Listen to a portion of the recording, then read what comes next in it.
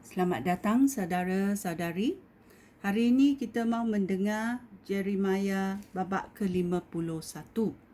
Ada lagi banyak hukuman atas Babilonia. Mari kita mendengar hukuman lain atas Babilonia. Tuhan berfirman, Aku sedang mendatangkan angin yang memusnahkan ke arah Babilonia dan penduduknya. Aku akan mengirim orang bangsa asing untuk memusnahkan Babilonia seperti angin yang meniupkan jerami. Apabila hari kemusnahan itu tiba, mereka akan menyerang dari segala arah lalu menjadikan negeri itu kosong. Jangan berikan peluang kepada askarnya untuk memanah atau mengenakan baju zirah. Jangan biarkan kaum pemudanya hidup. Binasakanlah seluruh angkatan tenteranya. Mereka akan cedera dan mati di jalan-jalan kota mereka. Aku Tuhan, Allah yang Maha Kuasa, belum meninggalkan Israel dan Yahuda, walaupun mereka telah berdosa terhadap aku, yang Maha Suci, Allah Israel. Larilah dari Babilonia. Selamatkanlah diri kamu. Jangan terbunuh kerana dosa orang Babilonia. Sekarang aku akan membalas dendam aku dan menghukum mereka setimpal dengan perbuatan mereka. Dahulu Babilonia seperti cawan emas dalam tangan aku dan menyebabkan semua bangsa di bumi mabuk. Bangsa-bangsa minum wine dari cawan itu sehingga mereka menjadi gila. Tiba-tiba Babilonia jatuh dan musnah. Berkabunglah kerana kejatuhannya. Ubatilah luka-lukanya dan mungkin Babilonia akan sembuh. Orang bangsa asing yang tinggal di situ berkata, Kami cuba menolong Babilonia, tetapi sudah terlambat. Tinggalkanlah Babilonia dan marilah pulang. Allah telah menghukum Babilonia dengan berat dan memusnahkannya sama sekali. Tuhan berfirman, umat aku berseru. Tuhan telah menunjukkan bahawa kita benar. Marilah kita beritahu penduduk Yerusalem apa yang telah dilakukan oleh Tuhan Allah kita. Tuhan telah menggerakkan hati raja-raja Media kerana dia telah memusnahkan Babilonia. Demikianlah caranya. Dia membalas dendam kerana rumahnya telah dimusnahkan. Tuhan memberikan perintah. Tajamkanlah panah. Siapkanlah perisai. Berikanlah isyarat untuk menyerang tembok kota Babel. Kuatkanlah pengawalan. Tugaskanlah askar-askar di tempat masing-masing. Adanglah musuh. Tuhan telah melakukan apa yang difirmankannya tentang orang Babilonia. Negeri itu sangat kaya dan sungainya banyak, tetapi kesudahannya sudah tiba dan masa hidupnya sudah habis. Tuhan yang Maha Kuasa telah bersumpah demi dirinya. Tuhan yang Maha Kuasa telah bersumpah demi dirinya sendiri bahawa dia akan mendatangkan orang sebanyak sekawanan belalang untuk menyerang Babilonia. Dan mereka akan meneriakkan sorak kemenangan. Lagu pujian kepada Allah ayat 15. Tuhan menciptakan bumi dengan kuasanya. Dia menciptakan dunia dengan hikmatnya dan membentangkan langit dengan pengertiannya. Atas perintahnya, air di atas langit menderu. Dia mendatangkan awan dari hujung bumi. Dia menyebabkan kilat memancar di dalam hujan dan mengeluarkan angin dari tempat penyimpanan. Melihat semua itu, manusia tertegun dan berasa bodoh. Orang yang membuat berhala kecewa kerana dewa-dewa itu palsu dan tidak bernyawa. Dewa-dewa itu tidak berguna dan harus dihina. Semua itu akan dimusnahkan apabila Tuhan datang untuk menjatuhkan hukuman. Allah Yakub tidak seperti dewa-dewa itu. Dialah pencipta segala sesuatu dan dia telah memilih Israel menjadi umatnya sendiri. Namanya ialah Tuhan yang Maha Kuasa. Babilonia bagaikan tukul. Ayat 20. Tuhan berfirman, "Hai Babilonia, engkau bagaikan tungkul aku dan senjata perang aku. Aku menggunakan engkau untuk menghancurkan bangsa-bangsa, untuk menghancurkan kuda dan penunggangnya, untuk menghancurkan kereta kuda dan pengendaranya, untuk membunuh lelaki dan wanita, untuk membinasakan orang tua dan orang muda, untuk membunuh anak lelaki dan anak perempuan, untuk menyembelih gembala dan kawanan domba, untuk menyembelih pembajak dan kuda mereka, untuk meremukkan para penguasa dan pegawai mereka." Hukuman terhadap Babilonia.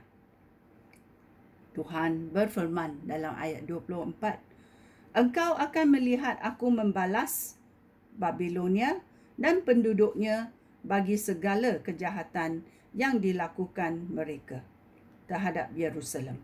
Hai Babilonia, engkau bagaikan gunung yang memusnahkan seluruh dunia. Tetapi aku Tuhan ialah musuh kamu.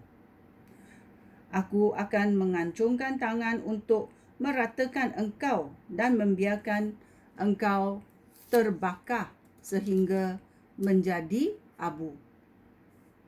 Tiada satu batu pun daripada runtuhan kamu akan digunakan semula sebagai bahan binaan.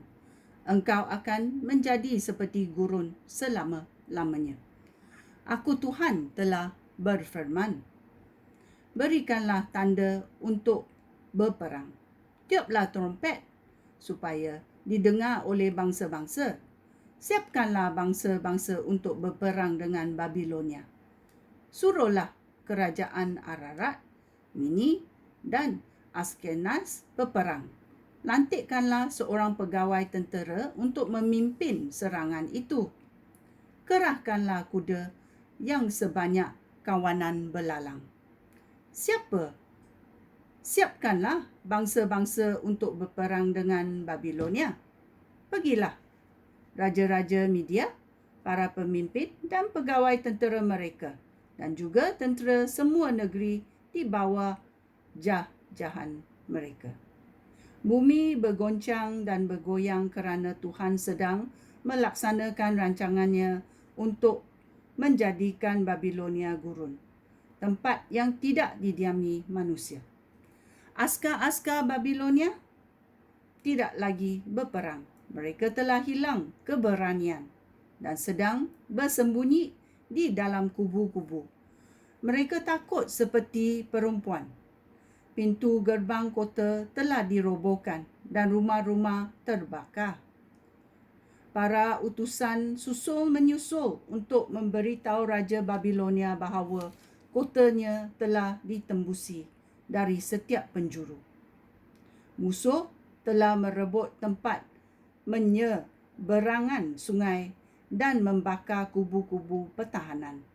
Askar-askar Babilonia cemas. Tidak lama lagi, musuh akan mengalahkan mereka dan memijak-mijak mereka seperti orang memijak-mijak gandum di tempat mengirik gandum. Aku Tuhan yang Maha Kuasa, Allah Israel, telah berfirman. Raja Babilonia telah memotong-motong Yerusalem dan memakannya. Dia mengosongkan kota itu seperti orang mengosongkan tempayan. Seperti raksasa, dia menelan kota itu. Dia mengambil apa yang disukainya dan yang lain dibuangnya. Hendaklah penduduk Sion berkata, biarlah Babilonia ditimpa keganasan yang dilakukannya terhadap kita. Hendaklah penduduk Yerusalem berkata, biarlah Babilonia ditimpa penderitaan yang ditimpakan kepada kita. Tuhan akan menolong Israel. Ayat 36. Oleh itu, Tuhan berfirman kepada penduduk Yerusalem, Aku akan membela perkara kamu dan membalas musuh kamu atas perbuatan mereka terhadap kamu. Aku akan mengeringkan sumber-sumber air di Babilonia dan mengeringkan sungai-sungainya. Negeri itu akan menjadi timbunan runtuhan yang didiami binatang liar. Keadaannya akan mengerikan. Orang tidak akan tinggal di sana dan semua orang negeri ngeri melihatnya. Penduduk Babilonia mengaum seperti singa dan mengeram seperti anak singa. Sementara nafsu makan mereka memuncak. Aku akan menjamu mereka dan menjadikan mereka mabuk dan pening. Mereka akan tertidur dan tidak bangun-bangun lagi. Aku akan membawa mereka supaya disembelih seperti anak domba, domba jantan dan kambing. Aku Tuhan telah berfirman. Kesudahan Babel, ayat 41. Tuhan berfirman, kota yang dipuji oleh seluruh bumi telah ditawan. Babel sudah menjadi tempat yang mengerunkan bagi bangsa-bangsa. Laut telah meluap ke Babel dan meliputinya dengan ombak yang bergemuruh. Kota-kota di negeri itu mengerunkan. Keadaannya seperti gurun yang tidak berair, yang tidak didiami atau dilalui oleh sesiapa pun. Aku akan menghukum Bel, dewa negeri Babilonia, dan membuatnya menyerahkan barang-barang curiannya. Bangsa tidak akan menyembahnya lagi. Tembok kota Babel sudah roboh. Hai umat Israel, larilah dari situ. Selamatkanlah diri daripada kemukaan aku yang berkobar-kobar. Jangan takut atau hilang keberanian kerana mendengar kabar angin. Setiap tahun ada sahaja kabar angin. Kabar angin tentang keganasan di dalam negeri dan tentang raja-raja yang saling berperang. Masanya akan tiba apabila aku menghukum berhala-berhala Babilonia. Seluruh negeri itu akan dipermalukan dan semua rakyatnya dibunuh. Segala sesuatu di bumi dan di langit akan bersorak apabila negeri Babilonia jatuh ke tangan bangsa dari utara yang datang untuk memusnahkannya. Babilonia telah menyebabkan kematian orang dari seluruh dunia. Tetapi sekarang Babilonia akan jatuh kerana menyebabkan kematian banyak sekali orang Israel. Aku Tuhan telah berfirman. Perkabaran Allah kepada umat Israel di Babilonia. Ayat 50. Tuhan berfirman kepada umatnya di Babilonia, kamu telah terlepas daripada maut. Sekarang larilah. Jangan tunggu lagi. Walaupun kamu jauh dari rumah, ingatlah aku, Tuhan kamu. Dan kenangilah Yerusalem. Kamu berkata, kami telah dihina dan dipermalukan. Kami tidak berdaya sama sekali kerana orang bangsa asing telah menduduki bilik-bilik suci di rumah Tuhan. Oleh itu, perhatikanlah firman aku ini. Masanya akan tiba apabila aku menghukum berhala-berhala kota Babel. Semua orang yang cedera akan mengerang di seluruh negeri. Walaupun Babel dapat naik ke ke langit dan membina sebuah kubu yang kuat di situ. Aku masih akan menyuruh orang menghancurkannya. Aku Tuhan telah berfirman. Lanjutan penghancuran Babel. Ayat 54. Tuhan berfirman, dengarlah tangisan di Babel. Orang meratap kerana kemusnahan di negeri itu. Aku sedang memusnahkan Babel dan menjadikannya lenggang. Tentera musuh meluruh seperti gelombang yang menderu, dan dengan bertempik mereka menyerbu. Musuh datang untuk memusnahkan Babel. Askar-askarnya telah ditangkap. Musuhnya mereka telah dipatahkan. Aku Allah yang menghukum kejahatan. Aku akan memperlakukan Babel setimpal dengan perbuatannya. Aku akan menyebabkan penguasa-penguasanya mabuk. Seorangnya yang bijaksana, para pemimpinnya dan askar-askar. Mereka akan tertidur dan tidak bangun-bangun lagi. Aku, Raja, telah berfirman. Akulah Tuhan yang Maha Kuasa. Tembok kota Babel yang kuat itu akan runtuh ke tanah. Pintu-pintu gerbangnya yang tinggi akan dibakar. Usaha bangsa-bangsa semuanya sia-sia. Semua itu akhirnya habis terbakar juga. Aku Tuhan yang Maha Kuasa telah berfirman. Perkabaran Yeremia dikirim ke Babilonia. Ayat 59. Pembantu pribadi kepada Raja Zedekiah ialah Seraya anak Neria, cucu Maseah. Pada tahun keempat pemerintahan Raja Zedekiah di Yahuda, Seraya mengikut raja ke Babilonia. Aku menyuruh dia membawa beberapa pesan. Di dalam sebuah kitab aku mencatat semua kemusnahan yang akan menimpa Babilonia dan juga semua hal lain tentang negeri itu. Aku berkata kepada Seraya, apabila kamu sampai di Babel, usahakanlah supaya semua yang tercatat di dalam kitab ini kamu bacakan kepada orang di sana. Selepas itu, berdoalah begini. Ya Tuhan, Engkau telah berfirman bahawa Engkau akan memusnahkan negeri ini, sehingga tiada makhluk apa pun tinggal di sini. Tiada manusia dan tiada binatang. Tempat ini akan menjadi seperti gurun selama-lamanya.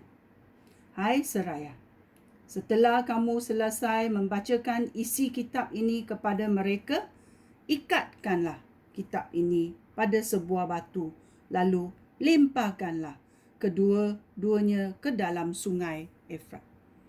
Beritahulah mereka bahawa demikianlah kesudahan Babilonia. Babilonia akan tenggelam dan tidak sekali-kali akan timbul lagi kerana kem usnahan yang akan didatangkan Tuhan atasnya.